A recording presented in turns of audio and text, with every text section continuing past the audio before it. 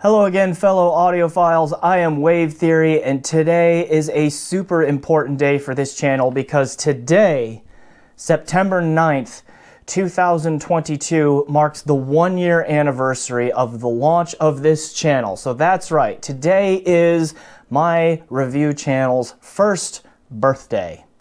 All right, so that means I want to start with a huge thank you to the community out there, to all of my subscribers, to all of my viewers, okay, to anyone and everyone who has offered me advice on this audio journey, who has commented, or who has loaned me gear.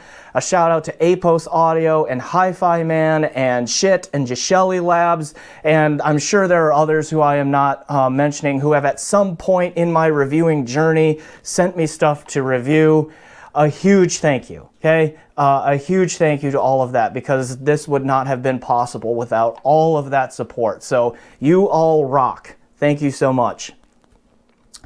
What I also want to do today is announce a couple of things, because I thought, even though you can argue this is long overdue, that on the first birthday of this channel, it's important to announce a couple of these cool things, ways that you can support this channel.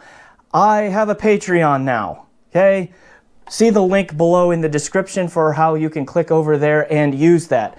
2 tiers to start with. The first one, $10 a month, gets you into a Discord channel where you can talk to me and a small group of my friends who have helped me out on this audio journey too. And then a $15 a month tier, which on top of that Discord will give you early access to my review videos. For example, my review of the Ferrum Orin Hypso stack is sitting there right now. You could watch that as soon as you're done watching this video, right? If you go click over to Patreon and subscribe to my $15 a month tier. And I will get in the habit of uploading new review videos to that Patreon tier, just so that we have some content in there as we go. Like, for example, literally that just came in this morning before I started filming this video is one of these. This is a ZMF Atrium. That's pretty cool. Eventually, you'll have early access to that review video on that $15 a month Patreon, and you'll get it a few days before the rest of the world gets to see it. So that's one way to support me.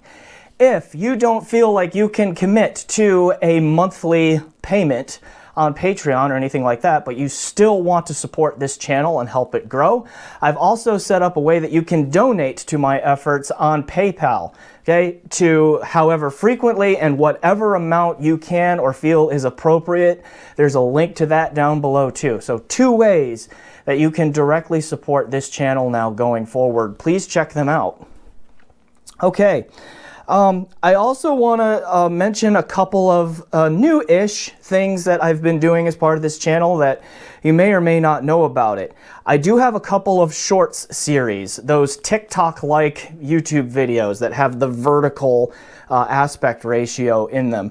And in those series, I am talking about audiophile terms, and I've also been talking about the tracks that I use to test audio gear, or at least some of them, okay?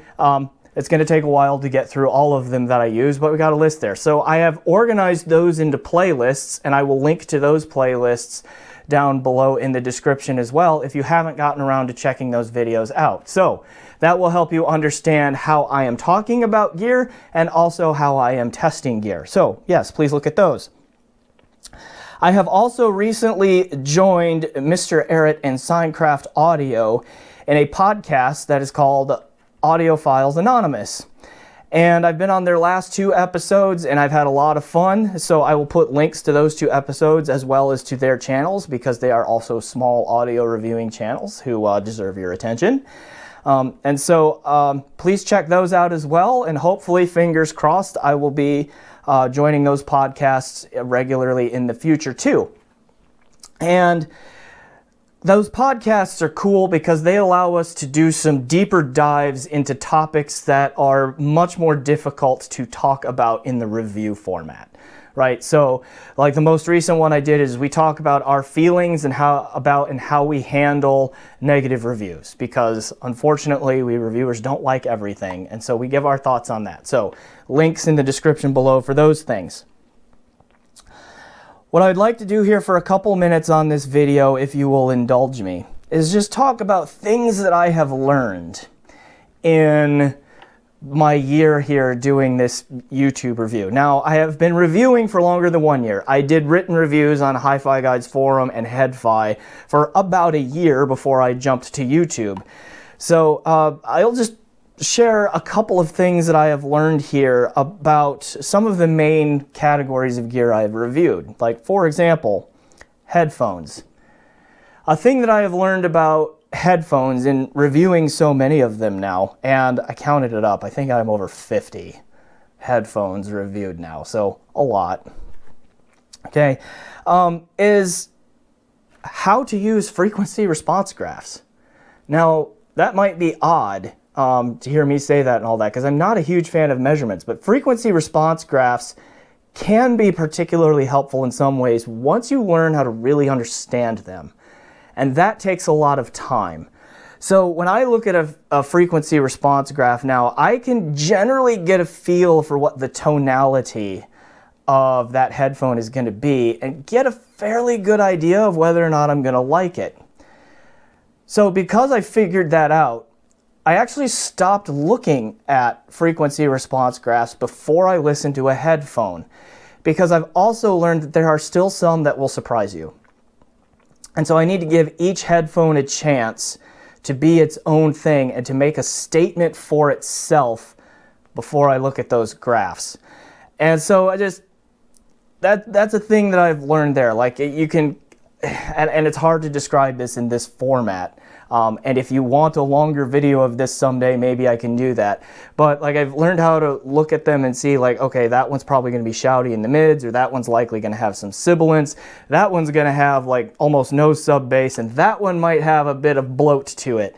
Okay, and then I've also been able to, I think, fairly accurately predict what those frequency response graphs are going to look like in the cases where I hear one first and then there are no graphs out for it yet. So that's just the thing that I've figured out. And then I've also figured out that those graphs can be helpful, but only to a very limited degree. And again, if you want me to comment below, I can maybe expand on that in a future video someday. A thing I've learned about DACs, okay, digital to analog converters. How they are made in terms of whether they are delta sigma DACs, meaning they use one of the chips from ESS or AKM or Burr Brown or Cirrus Logic or something like that, okay? Or they are a resistor ladder DAC or an R2R DAC, where they use an array of resistors that look like they're laid out in a ladder shape, okay? To do the digital to analog conversion. Or they mix those two and they do a resistor ladder on a microchip, like Shit does with their multi-bit modules, or like Hi-Fi Man is doing recently with their Himalaya R2R, like those kinds of things. That aspect of DAC design, to me, has actually become one of the least interesting things about DACs. And I say that because I have heard both good and less good examples of all of those things.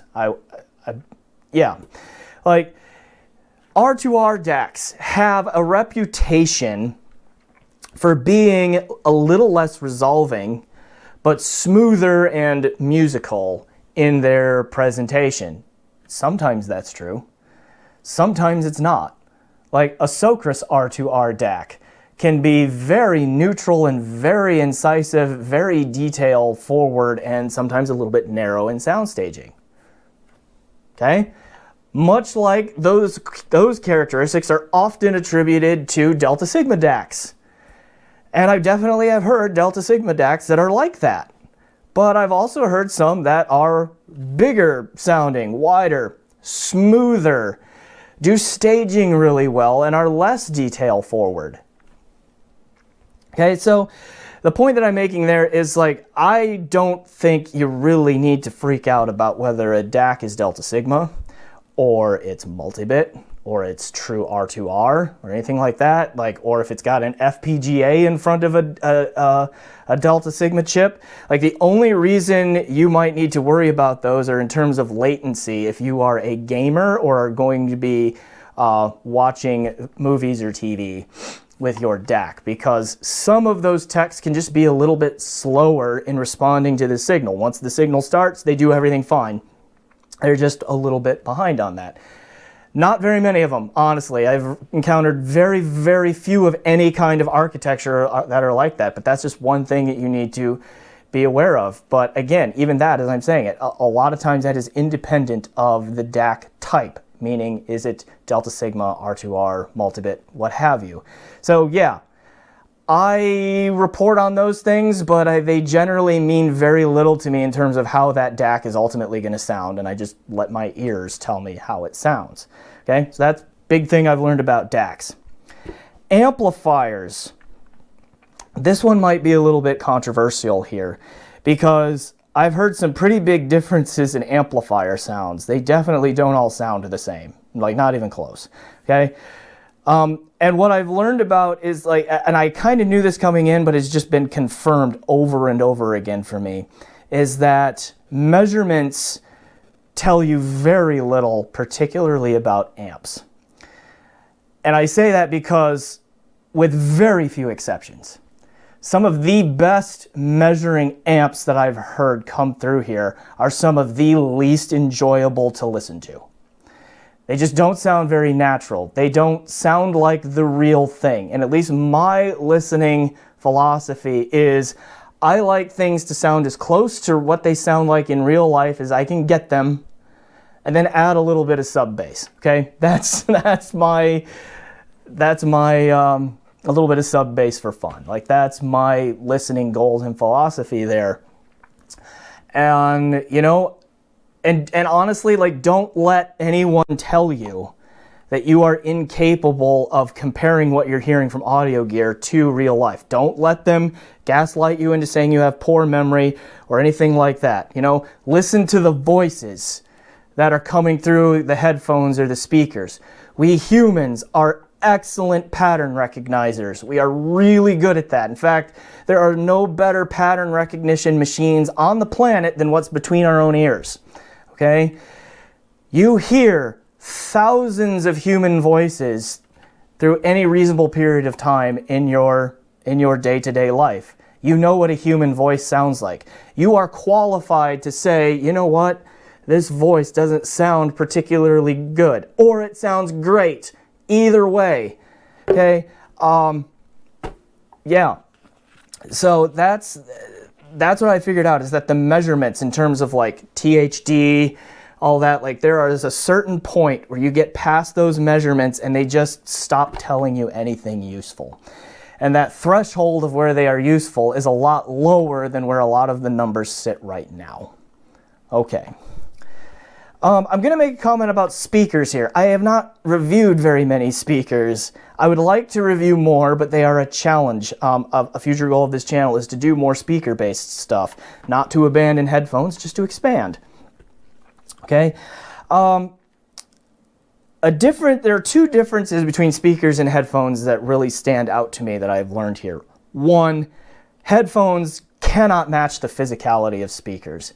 Okay, it's a physics thing, and like I'm a physics professor in my paid job, right? And so headphones are just, they cannot move the volume of air that speakers can move. And because of that, they're never going to be as physically engaging in terms of like you can feel it, that speakers can give you. The other thing is, again, I'm a science person here, right? Like, speakers are a far more natural way to listen to music. In other words, we humans did not evolve to have sources of sound placed right next to our ears here and fire sounds directly down our ear canals. No, that's not the kind of world that we evolved in. We have sounds going on all around us, and speakers capture that in a more natural way. Now, this does not mean that I don't like headphones and that I don't think headphones have their place. Clearly, I love headphones. That's the bread and butter of this channel so far, and I will continue listening to them because they are really cool. And the presentation of headphones can be unique and enjoyable in their own ways at times. Where this really shows up for me is that even if you get everything perfect, the comfort of a headphone, the frequency response, and all of that to where it's not fatiguing and you can lock in for hours and hours and hours, they are still going to fatigue you quicker than speakers do, given the same conditions. And that is because they are just a fundamentally unnatural way to listen. So to me, that's the two advantages that speakers have, the two big advantages that speakers have over headphones. And that I've really learned and have really been cemented in my work in this reviewing stuff so far. A really quick note about my preferences. What have I learned about my own preferences? They haven't changed a whole lot, other than I don't think I need as much bass as I once thought I did. I still consider myself more of a bass head than not, but I don't need quite as much sub-bass rumble. I have appreciated some headphones for what they are that don't have a ton of it, and I've just kind of trained myself, if you want to say, it's not as high on my priority list as it once was to have huge bass output. I still like it though, definitely still like it. Foztex bass, a lot of fun. The Focal Radiance bass shelf, a lot of fun. The Abyss 1266, the best thing about that headphone by far was how much fun its bass was. Okay. So things like that. But that's just one way my preferences have changed. Quickly, a couple of goals that I hope to get to going forward. I want to continue growing this channel. I do. And I hope that I'm able to do that. And with the new Patreon and the new PayPal and all of those things, I hope that that I'm able to continue doing that. And this can become a self-sustaining operation rather than being a mostly out of my pocket operation. Okay. And then there are some other things, I do want to improve the video quality to the extent that I can with the resources that I have of this channel. Hopefully I get new lights in here soon, all right, to improve that sort of thing. So work on those things, but expand into speakers as I am able. I would really like to do that. I mean, I have a house in this listening room where it makes more sense to do that than in previous places I've lived and all of that. It's just, but the logistics behind speakers are a lot more challenging because they tend to be bigger, okay, than headphones and that sort of thing. But thanks again to everyone for your support. Please check out my Patreon and my PayPal and help me out. Please tell your friends about this channel. If they are not already here, please check out the podcasts that I mentioned, check out the shorts series that I mentioned, and all of those things. And as always, guys, always remember to enjoy the music. I'm Wave Theory. Here's to another year. I'll see you in the next one.